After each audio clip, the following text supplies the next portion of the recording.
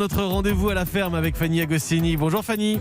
Bonjour Mathieu. Aujourd'hui, c'est la grève internationale pour le climat. Le climat dont les nouvelles ne sont pas bonnes lorsque l'on regarde l'évolution de la concentration de CO2 dans l'atmosphère. Mais où et comment mesure-t-on ces gaz? La réponse, vous nous dites Fanny, elle est tout près de votre ferme, sérieusement, en Auvergne. Oui. En Auvergne, en réalité, au sommet du Puy-de-Dôme. Oui, d'ailleurs, depuis ma fenêtre, je distingue les contours, la silhouette du Puy-de-Dôme. C'est un majestueux volcan que tous les Auvergnats dont je fais partie vénèrent, adulent, chérissent et bénissent même. C'est le Puy-de-Dôme très célèbre ici, avec au sommet les ruines du temple Mercure, mais aussi et surtout l'un des hauts lieux mondiaux de mesure des gaz à effet de serre labellisés par l'ONU. Un observatoire qui répond à des critères ultra sélects. Sachez qu'il n'y a que 30 observatoires dans le monde à faire partie du Global Atmospheric Watch.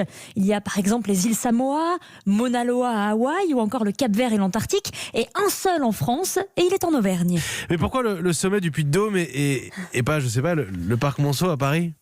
Ça marcherait pas au parc Monceau, je vais vous dire pourquoi. Parce qu'en fait, il faut être éloigné de toute source directe de pollution pour ne pas biaiser les données. Les scientifiques ont pour habitude d'échantillonner les masses d'air le plus loin possible des activités humaines.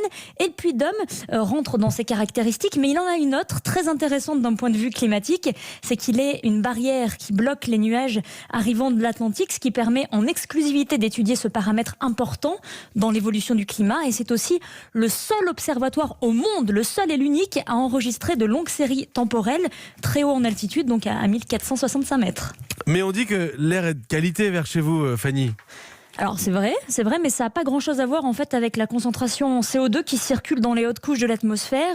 L'air est très pur effectivement en Auvergne, mais ce que l'on observe tout là-haut, au sommet du Puy-de-Dôme, c'est le trait commun aux 30 sites mondiaux. L'augmentation est fulgurante, la courbe du CO2, la teneur en CO2 dans l'atmosphère.